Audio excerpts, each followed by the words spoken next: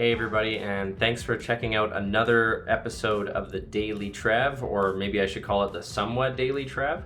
The first little bit of this video, you're going to see me struggling with making videos and reflecting on that a little bit, and then I'll be getting into some meaty good bits about condo documents and when you can expect to get certain information, as well as what you can expect to get in the condo document package when you're buying a condo. So check it out. I hope you enjoy the episode, and we'll see you on the next one. Hey guys, it's been a while since I've done this style of video where I do a little bit more vlogging style, like what you'll see in this video.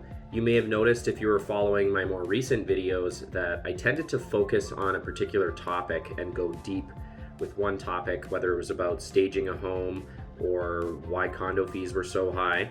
And I really liked making those videos, but one thing that I found is I lost a lot of my productivity in terms of producing videos by switching to that model.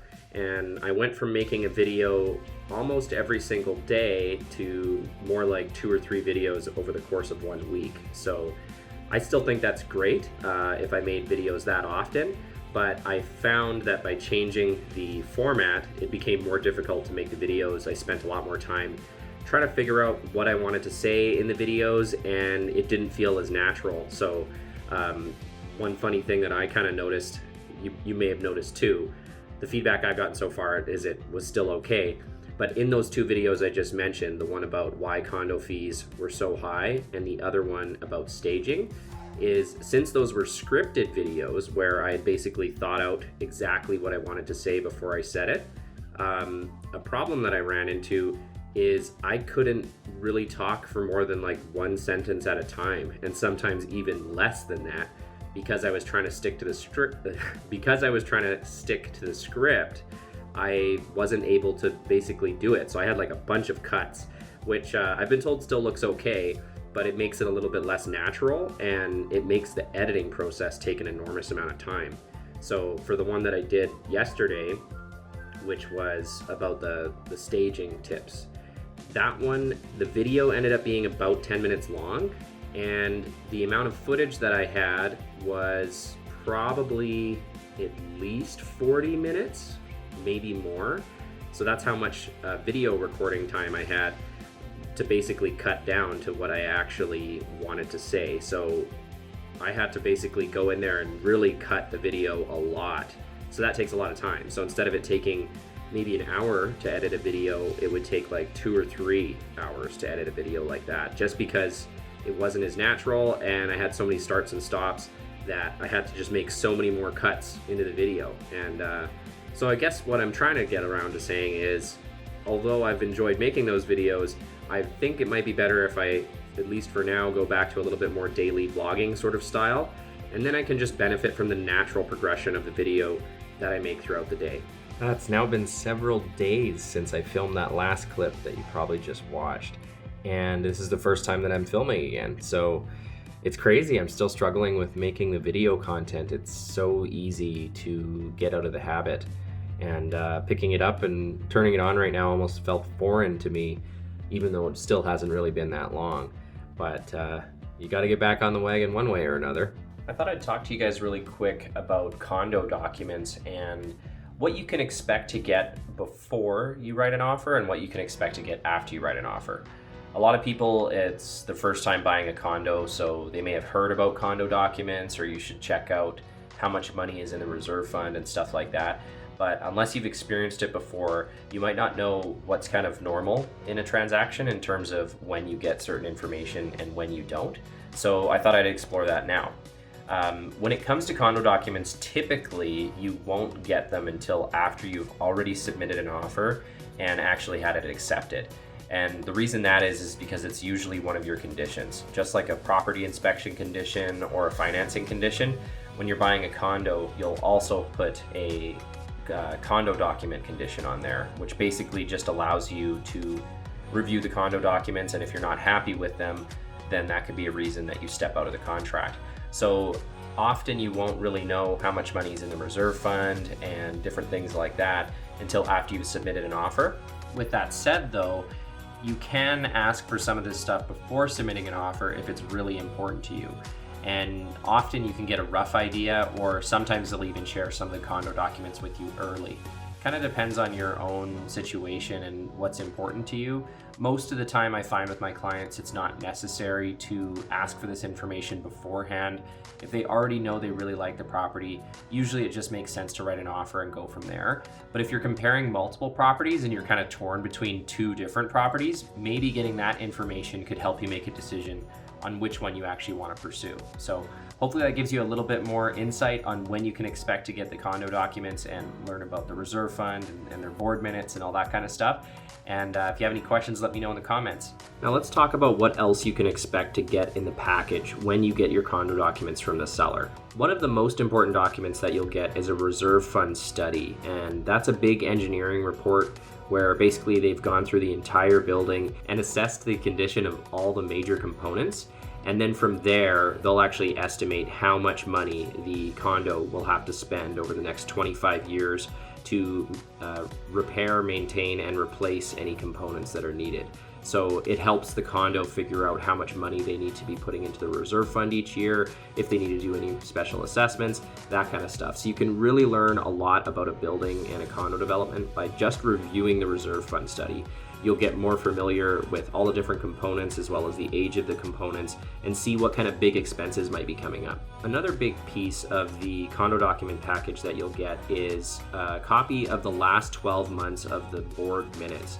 And these are basically just the meeting minutes from the board of director meetings. So it depends on the condo on how often they'll do this, but over the course of the year, you'll probably have at least 3 or 4. Some boards even do it every single month. So it kind of depends on how much new business and stuff they have to go through.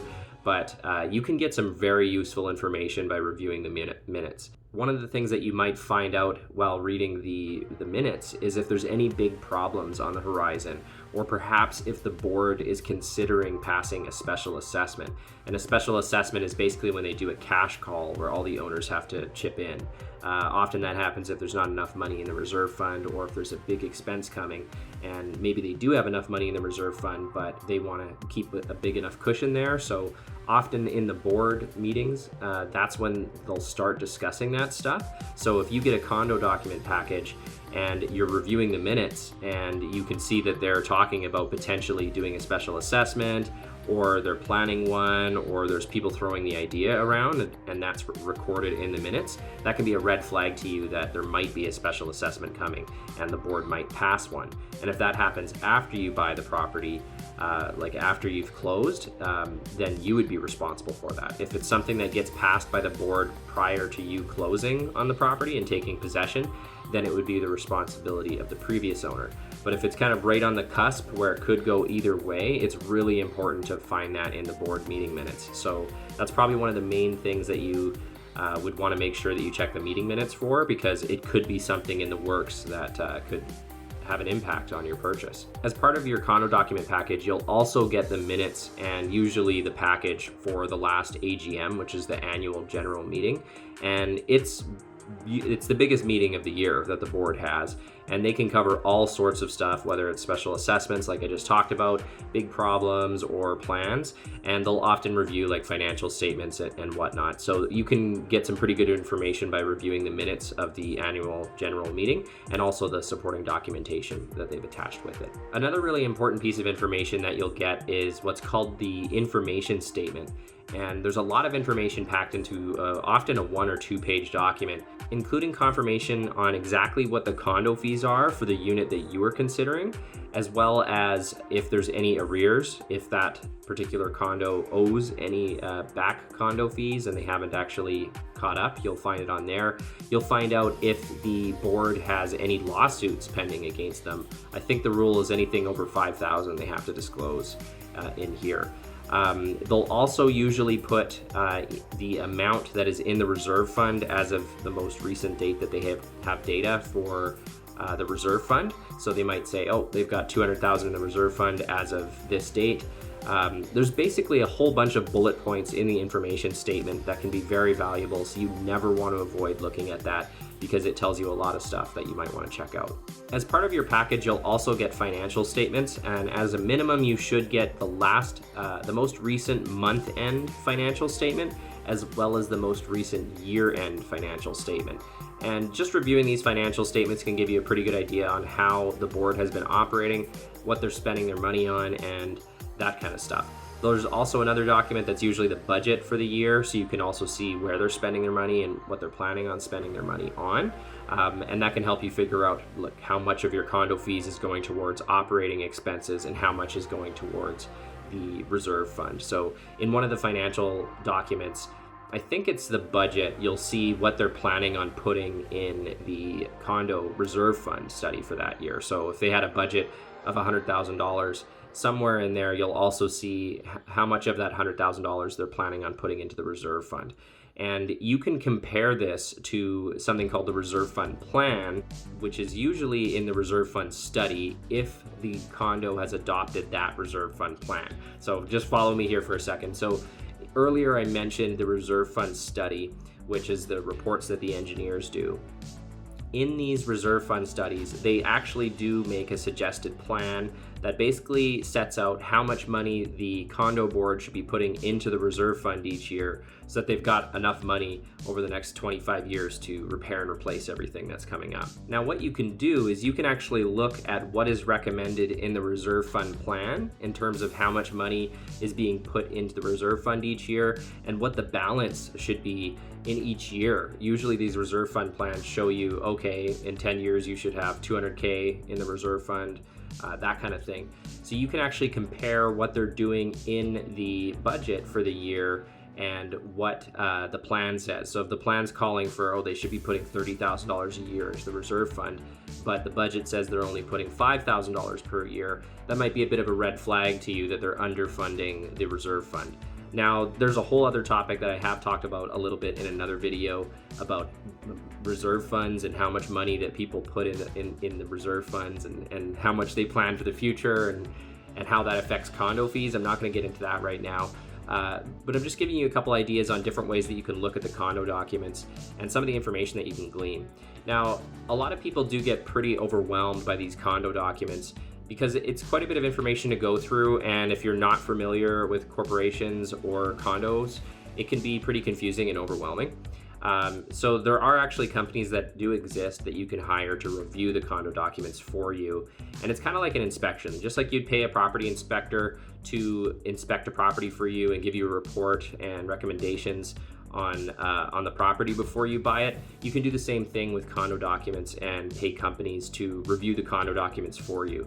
This can give a lot of people peace of mind that don't have the knowledge or the expertise to review them themselves. And it can just make it a little bit simpler and less overwhelming. With that said, I sometimes will recommend people to try looking at the condo documents themselves first and see what their comfort level is with it. If you're very confident after reading the condo documents that you've understood everything and you're able to do some of your own analysis, then maybe you don't need to hire a condo document review company. But you may decide that you still want to after that, or you may have looked at all the condo documents and just been like totally overwhelmed and figured, wow, this is way over my head. I don't really want to take this on. And at that point, you can go and hire a company.